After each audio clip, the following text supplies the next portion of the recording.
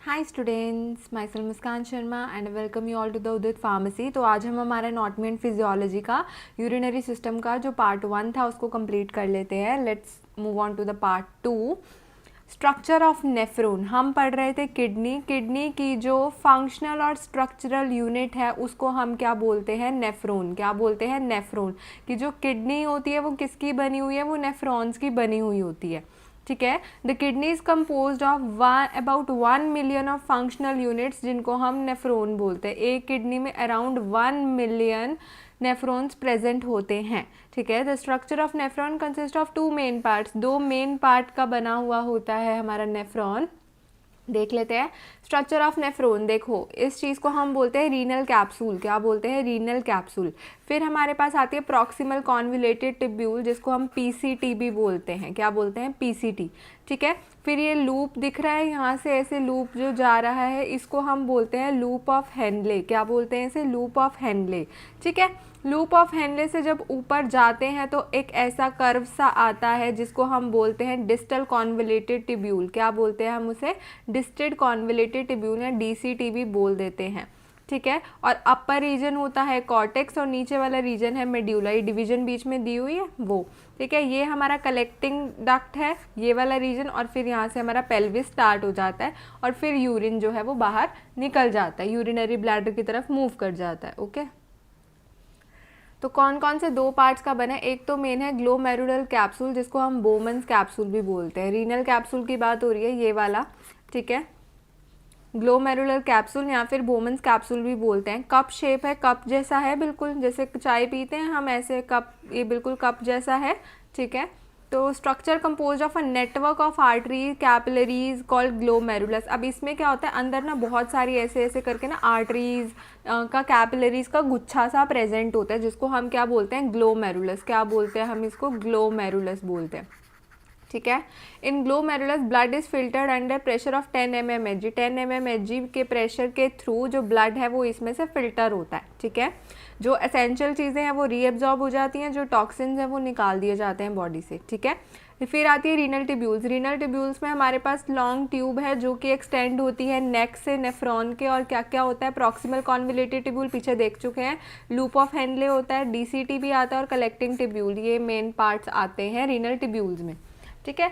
अब फंक्शन क्या है, काम क्या करती है रीनल टिब्यूल्स या जो भी हमारे पार्ट्स हैं? पार्ट्स ऑफ रीनल टिब्यूल जो भी थे, PCT, DCT, loop of Henle, collecting duct, ये सारे क्या करते हैं? रीएब्जॉर्प्शन में हेल्प करते हैं। किस में हेल्प करते हैं? रीएब्जॉर्प्शन। अब यहाँ से जो वेस्ट है, ब्लड है, वो फिल्टर आउट होता है। ठीक है। तो उसमें से जो भी एसेंशियल चीज़ें चाहिए होती हैं वो दोबारा से रीएब्जॉर्ब हो जाती हैं यहीं से ही बॉडी के लिए। ठीक है। And secretion of substances during formation of urine. और यूरिन बनता है और वो चीज़ें जो बॉडी को नहीं चाहिए, जैसे यूरिया नहीं चाहिए, क्रिएटिनिन नहीं चाहिए, तो उनको क्या करते हैं? निकाल देती है बॉडी। ठीक है। Renal artery and renal veins are supplying and collecting blood vessels through the renal tubules. अब रीनल आर्टरीज भी यहाँ पे सप्लाई कर रही है और रीनल वेन्स भी सप्लाई कर रही हैं। ठीक है। कहाँ को? रीनल टिब्यूल्स को। ओके। फिर है urine formation mechanism, stages of urine formation. ठीक है। कि कैसे यूरिन बनता है, कैसे उसको वो फॉर्म होता है, किन किन स्टेजेस से वो गुजरता है। तो अब हम ये पढ़ते हैं। Formation of urine involve 3 main stages. कितनी? 3 मेन स्टेजेस होती हैं, जिसमें से फर्स्ट हमारी कौन सी है? Ultra filtration. कौन सी है? अल्ट्रा फिल्ट्रेशन, जिसको हम ग्लोमेरुलर फिल्ट्रेशन भी बोलते हैं। ठीक है। The filtration of blood, filter होना ब्लड का, साफ होना ब्लड का, छनना ब्लड का। ठीक है। प्रेशर में, उसे हम क्या बोलते हैं? Ultra filtration. क्या बोलते हैं उसको? हम अल्ट्रा फिल्ट्रेशन बोलते हैं। ठीक है। It occurs in glomerulus. Glomerulus में होता है, हमने पीछे बोमन्स कैप्सूल देखा था, उसके अंदर जो आर्टरीज वगैरह के गुच्छे थे उनको हमने क्या बोला था? ग्लोमेरुलस बोला था। ठीक है। तभी हम इसको बोलते हैं ग्लोमेरुलर फिल्ट्रेशन, क्योंकि ये होता उसी में ही है। Okay. The blood containing waste material is carried into the glomerulus by afferent arteriole. जो एफरेंट आर्टरियोल्स हैं वो क्या है? वो ब्लड को लाती हैं जिसमें वेस्ट मटेरियल होता है ग्लोमेरुलस तक। ठीक है। जो वॉल्स है ग्लोमेरुलर कैप्सूल की, वो एक फ़िल्टर की तरह काम करती है। जैसे आपके घर में आरओ फिल्टर पानी पीने के लिए लगा होता है, बिल्कुल वैसे ही काम करती हैं। और जो ब्लड है वो कितने प्रेशर के अंडर, 10 mm Hg प्रेशर के अंडर वो वहाँ से फिल्टर होता है, ठीक है। About 125 ml of blood is filtered out पर मिनट कितना ब्लड हमारा फिल्टर होता है, 125 ml ब्लड हमारा उसमें से फिल्टर होता है, ठीक है। GFR की बात करी गई है यहाँ पे, glomerular filtration rate, this is very very very important. GFR क्या होता है, the blood filtered through glomerulus in 1 our is called GFR। कितना ब्लड हमारा जो ग्लोमेरुलस है वो फिल्टर कर रहा है 1 घंटे में, तो उसे हम बोलते हैं ग्लोमेरुलस फिल्ट्रेशन रेट। क्या बोलते हैं उसे, ग्लोमेरुलस फिल्ट्रेशन रेट, ठीक है। About 1 litre of blood is filtered in 1 hour, तो कितना हमारा ब्लड है जो फिल्टर होता है 1 घंटे में, दैट इज़ 1 लीटर, ठीक है। तो 10 हमारा जो GFR है वो कितना हुआ, 10%, कितना हुआ, 10%, ओके। फिर हमारे पास सेकंड आता है, अल्ट्रा फिल्ट्रेशन होने के बाद अब ग्लोमेरुलस से नीचे जाएगा जहाँ हमारे रीनल ट्यूब्यूल्स प्रेजेंट है, ठीक है। वहाँ पर क्या होगी, सेलेक्टिव रीअब्जॉर्प्शन होगी, क्या होगी, रीअब्जॉर्प्शन होगी चीज़ों की, जिनको हम एक्टिव रीअब्जॉर्प्शन भी बोलते हैं, ठीक है। The process by which only useful substances are absorbed from the glomerular filtrate into the blood capillaries is called selective reabsorption. अब जो काम की चीज़ें हैं वही ग्लोमेरुलर फिल्ट्रेट में से एब्जॉर्ब की जाती है दोबारा से बॉडी में, तो उसे हम बोलते हैं सेलेक्टिव रीअब्जॉर्प्शन, कि हम सेलेक्ट करके चुन के हम उस चीज़ को रीअब्जॉर्ब कर रहे हैं, दोबारा वापसी बॉडी में ला रहे हैं, ठीक है। 2 तरह के सब्सटेंसेस यहाँ पे गिवन है हमें, हाई थ्रेशोल्ड सब्सटेंसेस और low threshold substances. High threshold substances में क्या है, the substances which are essential to the body and are selectively reabsorbed back into the blood circulation are called high threshold substances. तो जो substances, जो पदार्थ body को बहुत ज़रूरत है उनकी, जो बहुत इंपॉर्टेंट है हमारी बॉडी के लिए, तो वो रीएब्जॉर्ब हो जाते हैं, दोबारा से ब्लड सर्कुलेशन में आ जाते हैं, उनको हम बोलते हैं हाई थ्रेशोल्ड सब्सटेंसेस। एग्जाम्पल जैसे ग्लूकोज है, अमाइनो एसिड्स है, वाइटामिन है, वाटर है, ये हो गए, ठीक है। फिर लो थ्रेशोल्ड सब्सटेंसेस कौन से होते हैं, the substances which are reabsorbed only up to a slight extent, जो बिल्कुल कम मात्रा में दोबारा से रीअब्जॉर्ब करे जाते हैं, उनको हम बोलते हैं लो थ्रेशोल्ड सब्सटेंसेस। जैसे कि यूरिया, यूरिक एसिड, ये हमारे लो थ्रेशोल्ड सब्सटेंसेस में आते हैं, ठीक है। फिर हमारे पास तीसरे दिए हुए हैं नॉन थ्रेशोल्ड सब्सटेंसेस। नाम से पता लग रहा है नॉन थ्रेशोल्ड, दैट मीन्स ये तो एब्जॉर्ब ही नहीं होंगे, ठीक है। The substances which are not reabsorb, जो रीएब्जॉर्ब नहीं होते बिल्कुल भी ग्लोमेरुलर फिल्ट्रेट में से, उन्हें हम बोलते हैं नॉन थ्रेशोल्ड सब्सटेंसेस। एग्जाम्पल आ गया हमारे पास, क्रिएटिनिन आ गया, ह्यूपेरिक एसिड आ गया, ये निकल जाते हैं बॉडी में से, इनकी बॉडी में बिल्कुल भी ज़रूरत नहीं होती है, बॉडी में टॉक्सिन्स क्रिएट करते हैं, ठीक है। अल्ट्रा फिल्ट्रेशन हो गई हमारी पहले नंबर पे, दूसरे में एक्टिव रीअब्जॉर्प्शन हो गई, अब थर्ड है हमारे पास एक्टिव सिक्रीशन, ठीक है। The process of transport of substances from blood into the filtrate again is called active secretion. अब क्या है ये प्रोसेस, जिसमें जो सब्सटेंसेस हैं वो ब्लड से फिल्ट्रेट में दोबारा डाले जाते हैं, उसको बोलते हैं हम एक्टिव सिक्रीशन। क्या बोलते हैं उसे, एक्टिव सिक्रीट कर रहे हैं, निकाल रहे हैं, रीअब्जॉर्ब तो कर नहीं रहे, ठीक है।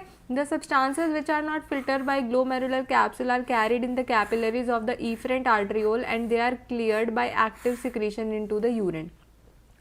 अब कुछ सब्सटेंसेस ऐसे होते हैं जो ग्लोमेरुलर कैप्सूल बॉडी में वापसी भेज देता है कि नहीं यार इनकी ज़रूरत है, वापसी ले जाओ, बट वो बॉडी से निकालने ज़रूरी होते हैं। तो जो इफरेंट आर्टरियोल्स हैं वो दोबारा से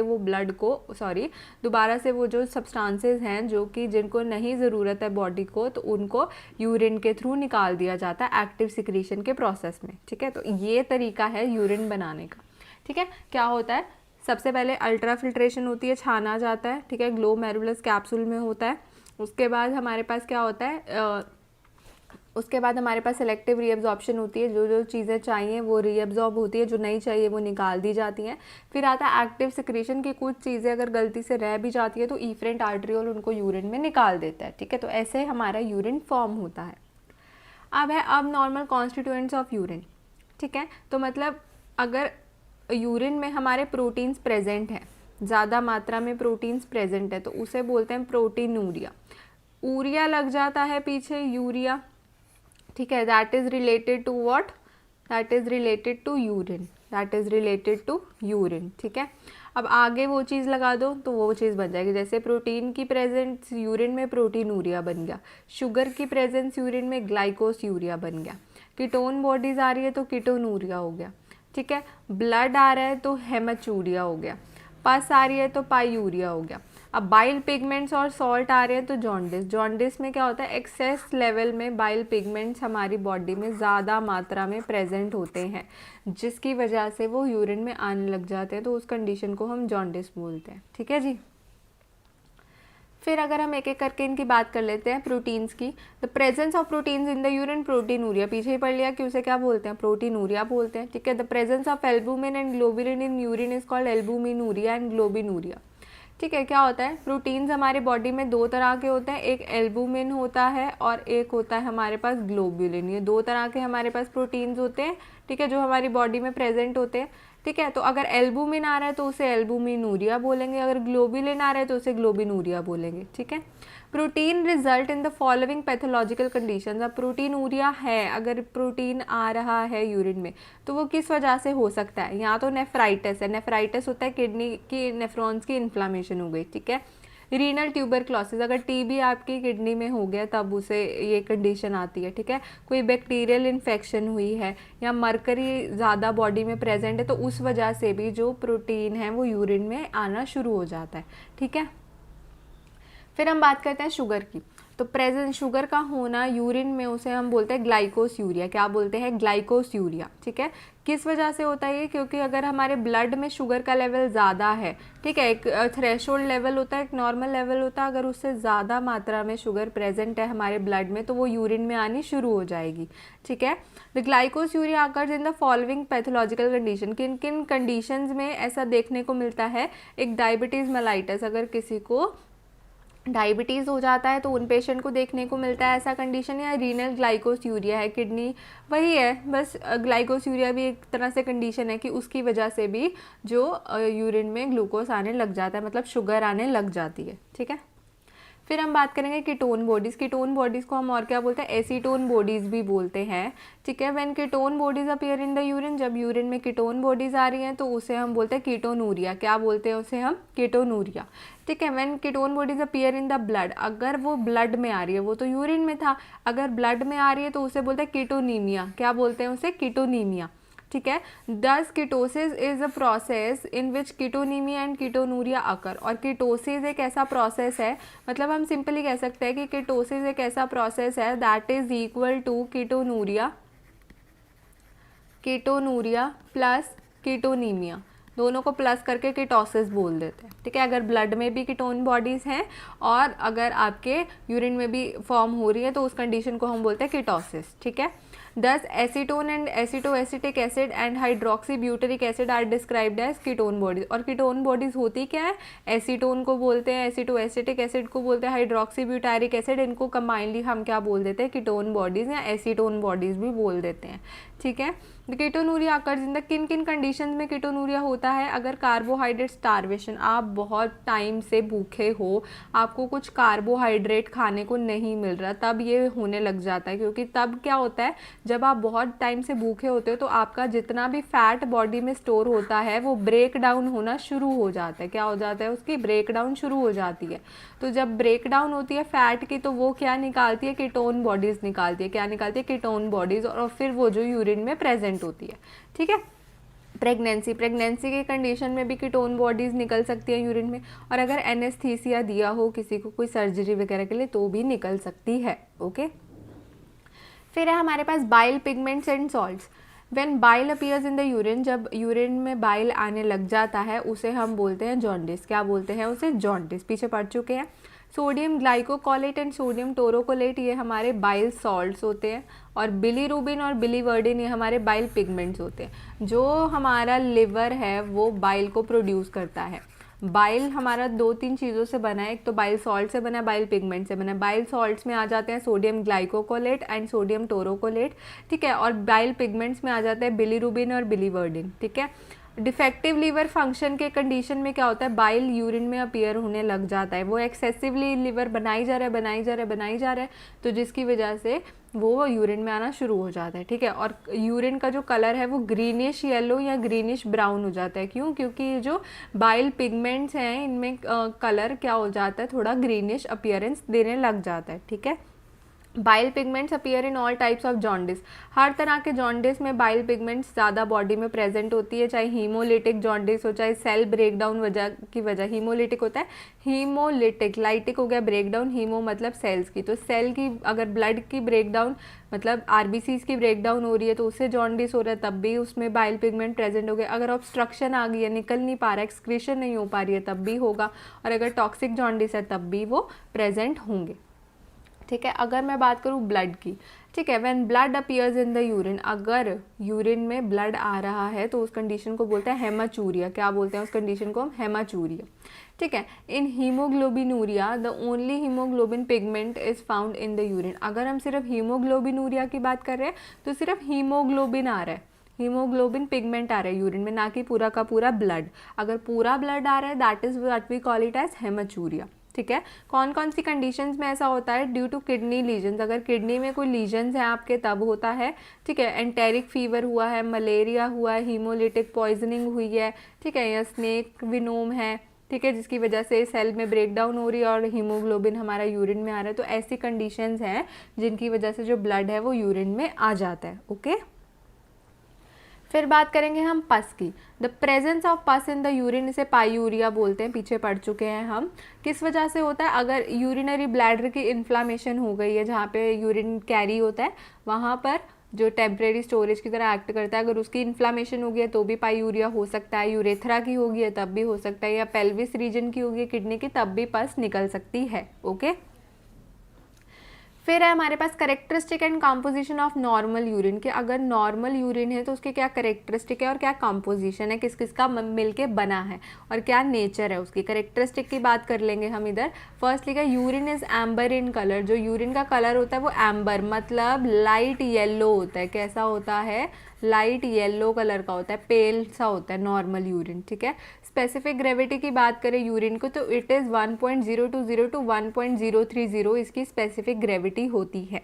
ठीक है, urine is acidic in nature, urine जो होता है वो स्लाइटली एसिडिक होता है, 6 pH होता है इसका, 7 pH न्यूट्रल होता है। ठीक है, अगर 7 से कम हो तो क्या हो जाता है? 7 से कम हो तो एसिडिक कहलाता है, तो यूरिन हमारा स्लाइटली एसिडिक है नेचर में। ठीक है, जो हेल्दी एडल्ट है वो पास करता है कितना? 1000 से 1500 ml यूरिन पर डे, मतलब अराउंड 1 लीटर से 1.5 लीटर तक यूरिन प्रोड्यूस होता है नॉर्मल ह्यूमन बीइंग में। ठीक है, कंपोजिशन ऑफ यूरिन, अब किस किस का मिल के बना हुआ है? इसमें 96% तो वाटर है, 100% अगर यूरिन है तो उसमें 96% क्या है? वाटर है। यूरिया उसमें 2% है, uric acid, chlorides, creatinine, phosphates, ammonia, sulphate, sodium, potassium, oxalate, glucose, oxalic acid, बाकी 1% जो बचा है वो सारे ये प्रेजेंट होते हैं कॉन्स्टिट्यूएंट्स। जबकि मेजॉरिटी किस चीज़ की होती है? मेजॉरिटी किस चीज़ की है? वाटर की है, 96% वो वाटर का बना हुआ है। ओके, अब हम पढ़ेंगे डिसऑर्डर्स ऑफ यूरिनरी सिस्टम। ये हमारा आज का लास्ट टॉपिक है कि क्या क्या बीमारियां होती है यूरिनरी सिस्टम की। सबसे पहली गिवन है हमें एन्यूरिया। क्या गिवन है? एन्यूरिया। तो एन्यूरिया क्या होता है? एब्सेंस। यूरिया बता चुके, यूरिन, और एन होता है एब्सेंस। तो एब्सेंस ऑफ यूरिन, यूरिन जब आ ही नहीं रहा होता है, कम्प्लीटली सप्रेस हो गया, रुक गया है यूरिन, तो उस कंडीशन को हम बोलते हैं एन्यूरिया। क्या बोलते हैं? Anuria.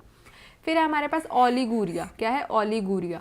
It means reduced urinary output. जो नॉर्मल एडल्ट का कितना होता है? 1 लीटर से 1.5 लीटर तक होता है यूरिन, लेकिन अगर सिर्फ 400 ml से कम आ रहा है यूरिन तो उस कंडीशन को हम बोलते हैं ओलिगूरिया, मतलब कम यूरिन आ रहा है। ठीक है, फिर होती है हमारे पास एक टर्म पॉलीयूरिया। क्या होती है? पॉलीयूरिया, कि ज़्यादा एक्सेसिव सिक्रीशन, मतलब 1.5 लीटर से भी ज़्यादा आ रहा है, अप्रॉक्स 2 लीटर या 2.5 लीटर प्रोड्यूस हो रहा है, तो इस कंडीशन को हम बोलते हैं पॉलीयूरिया। ठीक है, फिर आता है डिसयूरिया। डिसयूरिया होता है डिस जहाँ भी लग जाए, that is related to pain. ठीक है, तो दर्द होती है, डिफ़िकल्टी होती है। मिक्चुरेशन, मिक्चुरेशन होता है यूरिन पास करने की एबिलिटी, पढ़ चुके हैं हम फर्स्ट पार्ट में। ठीक है, तो उस टाइम जब मिक्चुरेशन कर रहे होते हैं तब पेन कॉज होती है, तो उस कंडीशन को हम बोलते हैं डिसयूरिया। क्या बोलते हैं? डिसयूरिया। ठीक है, फिर आती है हमारे पास एक नाम नेफ्राइटिस। क्या है? नेफ्राइटिस। तो नेफ्रॉन्स की हमारी किडनी बनी है, आइटस होता है इन्फ्लामेशन, तो inflammation of kidney is known as nephritis. ठीक है, फिर हमारे पास नेक्स्ट है किडनी स्टोन, यूरिनरी कैलकुलस या रीनल कैलकुलाई। इनको हम किडनी स्टोन्स को क्या बोलते हैं? यूरिनरी कैलकुलस भी बोलते हैं, रीनल कैलकुलाई भी बोलते हैं। ठीक है, जब पथरी हो जाती है किडनी में, ठीक है।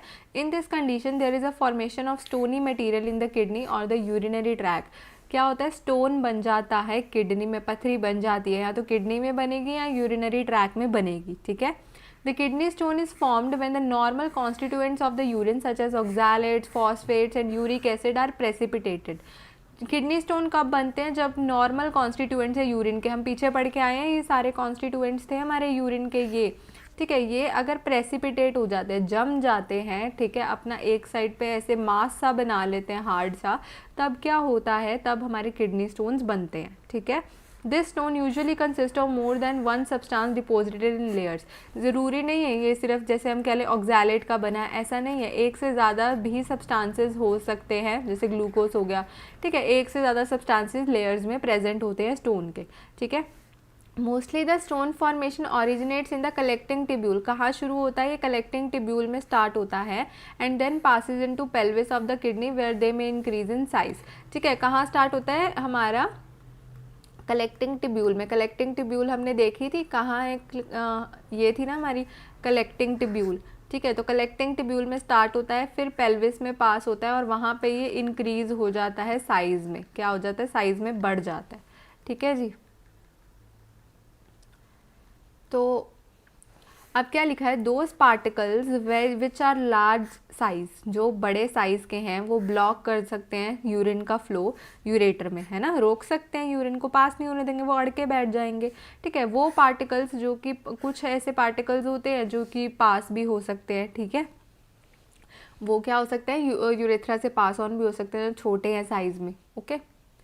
फिर है सिम्टम्स ऑफ किडनी स्टोन। आप किडनी स्टोन के क्या सिम्टम्स है, कैसे पता चलेगा किसी को किडनी स्टोन है, अगर पेल्विक ऑर्गन्स में उसको दर्द उठ रही है, ठीक है, अगर यूरिन पास करते हुए उसको दर्द होती है, ठीक है, अगर पस आ रहा है, ब्लड आ रहा है यूरिन में, तो भी इंडिकेट करता है कि किडनी स्टोन है। एविडेंस ऑफ रीनल फेलियर, अगर रीनल फेलियर के साइन एंड सिम्टम्स आ रहे हैं तो भी कह सकते हैं कि किडनी स्टोन है। और अनईजीनेस, अगर उसे बिल्कुल भी ठीक नहीं लगता, अनवेल लगता है, तब भी कह सकते हैं कि उसे किडनी स्टोन है, ओके। फिर आती है हमारे पास कंडीशन एडीमा। क्या है oedema, an abnormal or excessive accumulation of tissue fluid in the intercellular spaces of the body is called edema। मतलब कि अब नॉर्मल लेवल पे पानी इकट्ठा हो जाता है बॉडी के टिश्यूज़ में, उसको बोलते हैं एडिमा। देख रहे हो यहाँ पे कितनी मोटी हो गई है टांग, ठीक है, तो पानी भरा हुआ है इसके अंदर। This increase in tissue fluid increases the volume of the part of the body. अब जहाँ पे पानी भरेगा वो चीज़ स्वेलअप हो जाएगी, मोटी हो जाएगी, सूज जाएगी, तो वॉल्यूम भी बढ़ जाएगा उस जगह का, ठीक है। द स्किन अपीयर्स पफी, कैसी दिखेगी हमें, स्किन पफी सी दिखेगी, है ना। And when finger is pressed on it, जब आप फिंगर रखोगे अ डेंट इज फॉर्म, तो डेंट दिख रहा है, जैसे आपने यहाँ पे फिंगर रखी थी, अब यहाँ पे आपको डेंट दिख रहा है, खड्डा पड़ा हुआ है, ठीक है। तो जो समटाइम्स के लिए रहता है, फिर नॉर्मल लेवल पे कुछ देर बाद, कुछ सेकंड्स के बाद ये नॉर्मल आ जाता है, ठीक है। Oedema is found in the skin below the eyes due to kidney and heart disease. अगर कोई किडनी और हार्ट डिसीज है तो ये स्वेलिंग जैसे पैरों पे है वैसे हमें कहाँ दिखने मिलेगी, बिलो द आईज, आँखों के नीचे, ठीक है। एडिमा में भी seen in subcutaneous tissue, subcutaneous tissues में भी हमें एडिमा देखने को मिलता है, ओके। कॉजेज ऑफ एडिमा, क्या क्या कारण हो सकते हैं एडिमा के, blocking of the Venus drainage flow, अगर जो वीनस से फ्लो आ रहा है, वेन से फ्लो आ रहा है, ड्रेनेज निकल रही है, अगर वो ब्लॉक हो गया तो एडिमा, पानी भर जाएगा, ब्लॉक हो गया, ठीक है। Deficiency of plasma proteins result in decrease in osmotic pressure of blood leading to oedema. अगर प्लाज्मा प्रोटीन की बॉडी में कमी हो गई है, ठीक है, और हमारा उसकी वजह से ऑस्मोटिक प्रेशर ब्लड का कम हो जाएगा, तो जितना भी फ्लूइड सेल के अंदर प्रेजेंट है वो सेल से बाहर आ जाएगा, जिसकी वजह से एडिमा हो जाएगा, ठीक है। Damage to capillary walls leaks the plasma protein in the tissue spaces which leads to oedema. अगर कोई जैसे कोई वेसल यहाँ से जा रही है कैपिलरी, वो ब्रेक होगी तो इसका जितना भी फ्लूइड है वो सारा बाहर एक्यूमुलेट हो जाएगा, जिसकी वजह से एडिमा हो जाएगा, ठीक है। अगर लिम्फेटिक वेसल्स हैं तो अगर उनमें ब्लॉकेज आ गई, क्योंकि वो भी लिम्फ कैरी करते हैं, फ्लूइड होता है वो एक तरह का, अगर उनमें ब्लॉकेज आ गई तो वहाँ भी इकट्ठा हो जाएगा हमारा फ्लूइड, ठीक है। फिर है टाइप्स ऑफ एडिमा, कितने तरह के होते हैं। कार्डियक एडिमा, कोई कार्डियक रीजन की वजह से एडिमा हो रहा है। रीनल एडिमा, कोई किडनी की प्रॉब्लम की वजह से एडिमा हो रहा है।